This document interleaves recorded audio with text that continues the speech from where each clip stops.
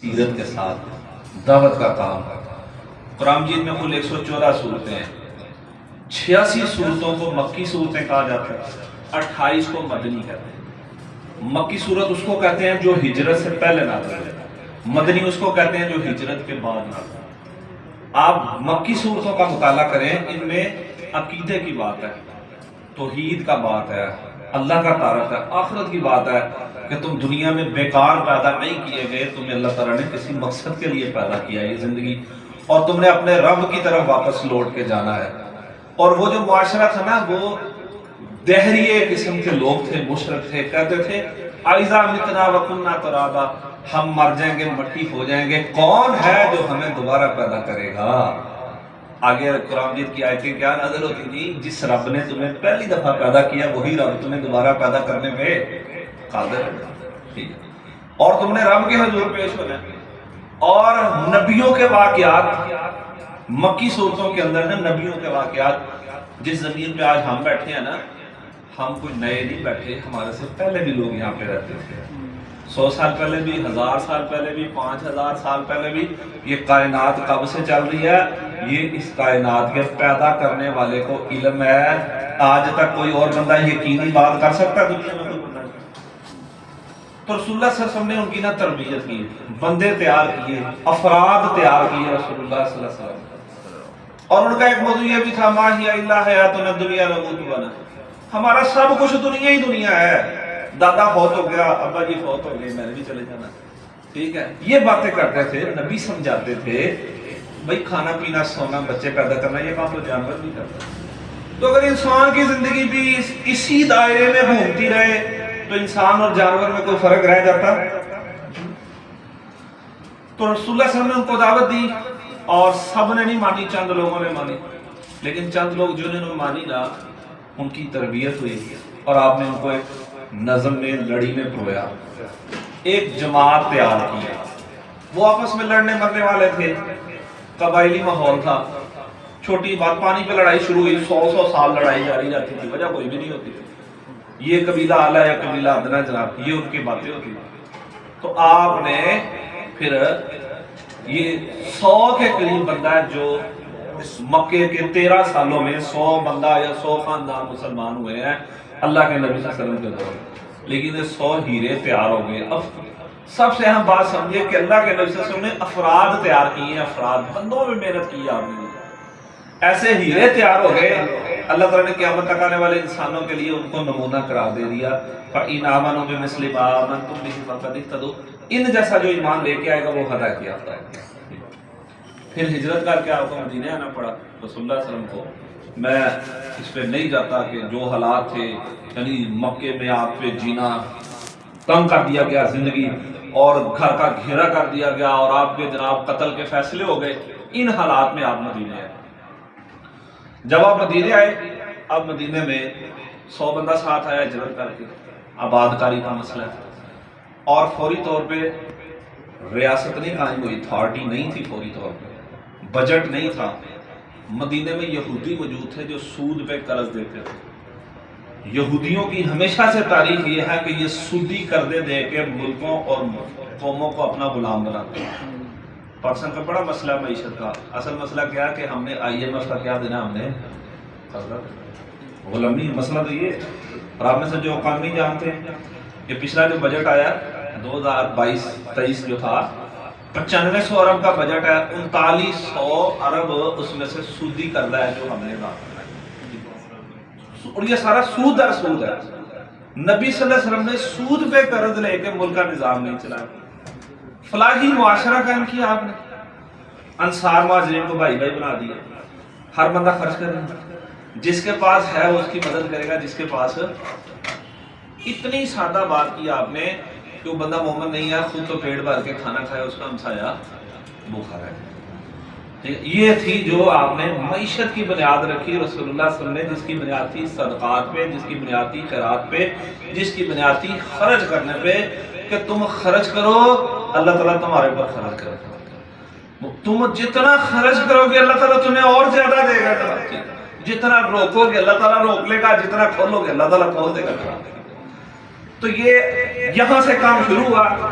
پھر زکوٰۃ فرض ہو گئی، 6 ہجری میں زکوٰۃ فرض ہوئی، اور ہمارا دین کٹھا ہی پہلے جب قرآن مجید نازل نہیں ہوا، قرآن مجید 23 سال میں نازل ہوا ہے، احکامات آہستہ آہستہ نازل ہوئے، کچھ چیزیں پہلے حلال تھی بعد میں حرام ہو گئی، کچھ چیزیں پہلے حرام تھی بعد میں کیا ہو گئی، کچھ چیزیں پہلے فرض نہیں تھی بعد میں کیا ہو گئی، وہ فرض، تو پھر زکوٰۃ فرض ہو گئی، غنیمتیں آنی شروع ہو گئی، نبی صلی اللہ علیہ وسلم کی زندگی میں ہی اتنا مال آ گیا کہ آپ ایک ایک مجلس میں نا 100 اونٹ اس کو دے دو، 200 اس کو دے دو، تحفہ دیتے تھے اونٹوں کا، آج 2.5-3 لاکھ کا اونٹ ہے تو 200 اونٹ کا مطلب 6 کروڑ نہیں ہے، اس وقت اونٹ کا مطلب تھا قیمتی ترین سواری، ٹھیک ہے، BMW فارچونر ہے جناب، V8 ہے، آڈی ہے، ٹھیک ہے، کس کا مطلب ایک بندے کو آپ 200 گاڑیاں تحفہ دے رہے ہیں۔ الگ مسلمانوں کی معیشت اتنی مضبوط ہو گئی تھی اللہ کے نبی صلی اللہ علیہ وسلم کے دور میں، پہلے دعوت ہو رہی ہے، بندوں کی ذہن سازی ہو رہی ہے، جب اختیار آ گیا، ریاست آ گئی اللہ کے نبی صلی اللہ علیہ وسلم کے پاس، پھر آپ نے حد نافذ کی۔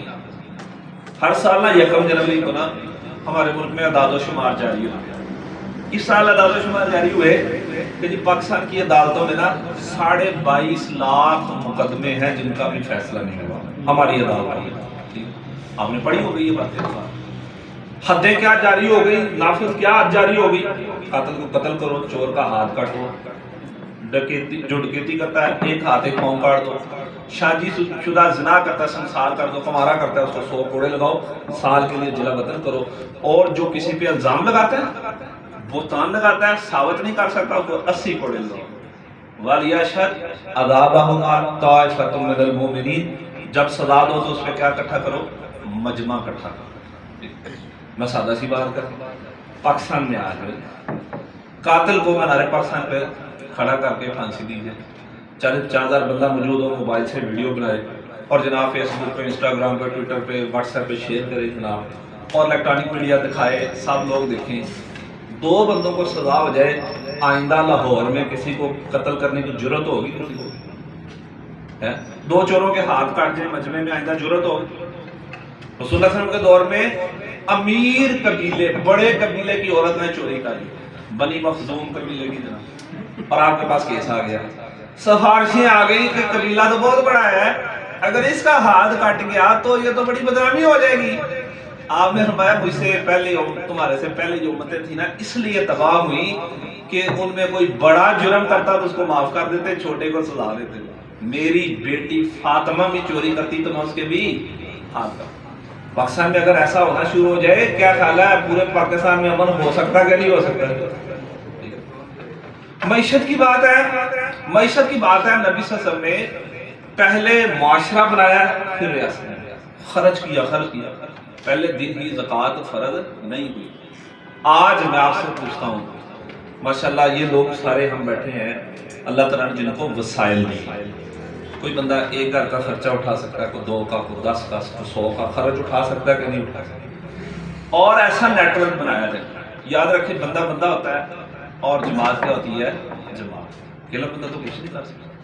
ہمارے دین نے حکم دیا ہے، کتنا سادہ حکم دیا ہے، رسول اللہ صلی اللہ علیہ وسلم نے فرمایا 3 بندے سفر میں نکلے، ایک کو اپنا امیر بنا، یعنی اتنا سادہ، تم نے جہاں رہنا ہے نا، سفر میں ہو یا گھر میں ہو، تو اکیلے نہ رہو، ایک بندے کو کیا بنا لو اپنا نیٹ ورک۔ جب 4-6 بندے ملتے ہیں، 10 بندے ملتے ہیں، 50 ملتے ہیں، 100 ملتے ہیں، اللہ تعالیٰ نے کسی کو بھی عقل کل نہیں۔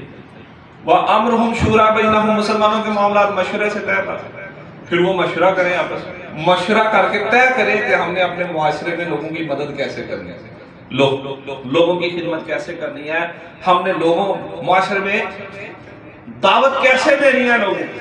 میں نے شروع میں آیت پڑھی ہے نا، اللہ تعالیٰ نے ہمارا تعارف کرایا ہے اس امت کا کہ تم بہترین امت ہو، انسانوں کے لیے نکالے گئے ہو، نیکی کا حکم دیتے ہو، برائی سے۔ یہ کام بھی اکیلے ہو سکتا ہے، اس کے لیے بھی کیا چاہیے، مل کے جماعت کی شکل میں کام کرنا ہے، اور یہ معاشرہ بنے گا۔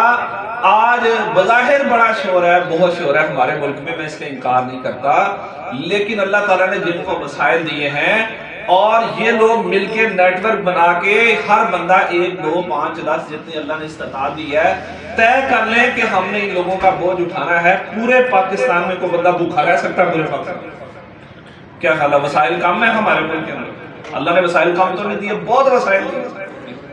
یہ ہے معاشرہ انشاءاللہ تعالی ہم نے بنانا ہے انشاءاللہ۔ اللہ تعالیٰ کل کو ریاست دے گا، ریاست کے کام ریاست کے ہیں، معاشرے کے کام تو ہم میں سے ہر بندے کے ہیں کہ نہیں ہے؟ تو انشاءاللہ ہم نے اس پہ کام کرنا ہے انشاءاللہ۔ اس طرح محترم بھائیو، آپ صدر صاحب ماشاءاللہ موجود ہیں، وہ بات وہ کریں گے، میں صرف چھوٹی سی بات کرتا ہوں۔ الحمدللہ یہ 2022 میں سیلاب آیا، یہاں سے آپ نے سامان بھیجا، ہم لے کے گئے۔ الحمدللہ ہم نے لاہور سے جماعت نے 231 ٹرک سامان کے بھیجے الحمدللہ۔ ابھی گھر بن رہے الحمدللہ، میں پوری جماعت کی بات کروں الحمدللہ تو ہزاروں ٹرک گئے، اربوں مالیت کا سامان گیا ہے، اور الحمدللہ آج ہزاروں گھر اللہ کے فضل سے بن گئے ہیں یا ابھی بھی کچھ زیر تعمیر ہے، مسجدیں بن رہی ہیں، یہ ان لوگوں کی مدد ہو رہی ہے۔ اور اس کے مقابلے میں حکومتی سطح پہ یا پاکستان کی جو بڑی بڑی جماعتیں، بڑی بڑی جو جماعتیں ہیں، بحثیت فرد نہیں، بحثیت جماعت، بغیر حکومتی بجٹ کے میں کہنے لگا ہوں، انہوں نے سیلاب میں کوئی کام کیا؟ آپ کا سوچ ہی نہیں۔ ہم نے انشاءاللہ لوگوں کے ذہن تبدیل کرنے انشاءاللہ، اور اس وقت بھی لاہور میں الحمدللہ ہمارے 148 مدارس ہمارے گورنمنٹ سے رجسٹرڈ ہے الحمدللہ، ٹھیک ہے۔ ہمارا یہ آپ کے بالکل قریب یہ شاہ کام چوک میں، جہاں سے ماشاءاللہ بچے نے آپ تلاوت بھی کی ہے، پہلے ہمارا مرکز چل رہا تھا، اب اس کے ساتھ ہمارا ہاسپٹل زیر تعمیر ہے، اس کا گراؤنڈ فلور بن گیا، ٹھیک ہے۔ اس کا ہم انشاءاللہ رمضان سے پہلے افتتاح کریں گے، اور یہ گراؤنڈ +5 جائے گا انشاءاللہ تعالیٰ، ٹھیک ہے۔ یہ ہمارا چبرجی کے پاس ہمارا ہاسپٹل زیر تعمیر ہے، 23 ہماری ڈسپینسری الحمدللہ چل رہی ہیں، ہمارے پاس ایمبولینس موجود ہیں، ہمارا اپنا جو بھائی اینڈرائڈ استعمال، سارے اینڈرائڈ استعمال کرتے ہیں، ہماری اپنی بلڈ پہ اپلیکیشن ہے، ٹھیک ہے۔ تقریباً 10,000 کے قریب ڈونر اس وقت اس میں رجسٹرڈ ہے۔ ہم کہتے ہیں لاہور میں کسی کو کسی جگہ بلڈ چاہیے ہو تو وہ رابطہ کرے، اور یہ مشکل نہیں ہے، مشکل نہیں ہے۔ 100 میں سے ایک بندہ ریگولر ڈونر بن جائے تو پورے علاقے کو کبھی بلڈ میں کمی نہیں آئے گی، صرف شعور دینے کی بات ہے نا، لوگوں کو شعور ملے گا، ٹھیک۔ اس کے ساتھ 87 ہمارے الحمدللہ RO پلانٹ چل رہے ہیں، واٹر فلٹریشن پلانٹ چل رہے ہیں اللہ کے فضل سے۔ 25 جگہوں پہ روزانہ دسترخوان چل رہا ہے، تقریباً 6,000 سے زیادہ بندہ روزانہ کھانا کھاتا ہے الحمدللہ، اور 100 سے زیادہ جگہوں پہ ہفتہ وار دسترخوان بھی چل رہا ہے۔ اور ابھی ہم ایک نیا کام شروع کر رہے ہیں انشاءاللہ، شروع کر چکے ہیں جلد لاہور میں، ہر یونین کونسل میں کریں گے، وہ ہے سستا تندور۔ سرکاری روٹی ہے 16 روپے کی، نان ہے 25 روپے کا، ہم دے رہے ہیں روٹی 10 روپے کا، سبسڈی دیں گے انشاءاللہ۔ دیکھیں نا، مہنگائی تو سارے لوگ شور ڈالتے ہیں، ہم نے صرف شور ڈالنا ہے کہ کام کرنا ہے، ہم نے کیا کرنا ہے انشاءاللہ تعالیٰ، کام کرنا ہے ہم نے انشاءاللہ۔ سستا تندور ہے، اور اسی طرح سستا سبزی بازار ہے، جو منڈی کا ریٹ ہے اس پہ آپ سبسڈی دینا شروع کر دیں۔ اور میں تندور کی بات کر رہا ہوں، ٹھیک ہے، 10 کی میں نے بات کی ہے، اس میں یہ بھی ہے جس کو فری چاہیے وہ فری لے لے، ہمیں تو کوئی فرق نہیں پڑتا۔ انشاءاللہ ہم معاشرے کے اندر، پاکستان کے اندر یہ ماحول بنا لیں، اور پاکستان میں لوگ اپنے ذمہ پروجیکٹ لے لیں، ہر بندہ کہے میں یہ بھی چلا رہا ہوں، یہ بھی چلا رہا ہوں، یہ بھی چلا رہا ہوں، یہ جو رونا دھونا ہے نا، کیا یہ ختم ہو جائے گا کہ نہیں ہو جائے گا انشاءاللہ۔ تو یہ ہمارا دین ہے، یہ ہمارا دین ہے، دین، اور یہ طریقہ اللہ کے نبی صلی اللہ علیہ وسلم نے سکھایا ہے، اسی پہ ہم الحمدللہ کام کر رہے ہیں اللہ کے فضل سے۔ اور جب اللہ تعالیٰ توفیق دیتا ہے، حافظ صاحب ہمارے حافظ عبدالرؤف صاحب یہ ہمارے خدمت کے پہلے دن سے انچارج ہیں۔ یہ جب 2005 کا زلزلہ ہے، جو سامان لوگوں نے ہمیں دیا نا، لوگوں نے ہمیں دیا 2600 ٹرک سامان تھا، 2600 ٹرک، ٹھیک ہے۔ اور میں کہتا ہوں پنجاب حکومت، سندھ، بلوچستان، خیبر پیٹھ، اس وقت سرحد حکومت ہوتی تھی، اسلام آباد، اور یہ جناب آرمی، یہ سارے ادارے مل کے 500 ٹرکوں کا کلیم نہیں کر سکتے۔ تو اس کی بات کیا ہے، جب لوگ کام کرتے ہیں نا تو حکومتیں سے کئی گنا زیادہ کام کر سکتے ہیں کہ نہیں کر سکتے۔ آج لوگوں کا حکومتوں پہ اعتماد نہیں ہے۔ ہم نے انشاءاللہ، میں آپ کہتا ہوں، ہم نے آگے بڑھنا ہے انشاءاللہ تعالیٰ، آگے بڑھ کے کام کرنا ہے انشاءاللہ، ٹھیک ہے۔ خیر کے کام جاری کرنے ہیں۔ رسول اللہ صلی اللہ علیہ وسلم، بندہ دنیا سے چلا جاتا ہے 3 چیزیں اس کی جاری رہتی ہیں، باقی سب کچھ ختم ہو جاتا ہے۔ نفع بخش علم، صدقہ جاریہ، نیک اولاد جو والدین کے لیے دعا کرے۔ اللہ تعالیٰ ہمیں بھی، ہم دنیا سے اس حالت میں جائیں کہ ہمارا اجر کا میٹر چلتا ہی رہے، چلتا ہی رہے، اور اللہ تعالیٰ ہمارے سے اپنے دین کا کام لے لے، ٹھیک ہے، یہ اللہ سے دعا کرنی چاہیے کہ اللہ تعالیٰ ہمیں اپنے دین کے لیے استعمال کر لے۔ حدیث میں آتا ہے اللہ جس بندے سے بھلائی کا ارادہ کرتا ہے نا اس کو استعمال کر لے۔ صحابہ نے کہا کیسے استعمال کر لیتا ہے؟ رسول اللہ صلی اللہ علیہ وسلم اللہ تعالیٰ اس کے لیے نیکیوں کے دروازے کھول دیتے ہیں، یعنی وہ نیکیاں کرتا جاتا ہے حتیٰ یرضى علیہ من حولہ، یہ نہیں کہ اس کی نیکی کا تعلق ذات کے ساتھ ہوتا ہے، حتیٰ کہ اس کا ارد گرد بھی اس سے راضی ہو جاتا ہے۔ ٹھیک، تو ہم بھی اللہ سے دعا کریں یا اللہ ہماری زندگی، ہماری صلاحیت، ہمارا مال، ہمارا وقت، حتیٰ کہ ہماری آل اولاد، یا اللہ تو اس کو اپنے دین کے لیے استعمال کرنا، اس کو دین کا خادم بنا دے، ٹھیک ہے، اس کو کام کرنے والا بنا دے۔ اقول قولی ھذا استغفر اللہ لي ولکم۔ ماشاء اللہ۔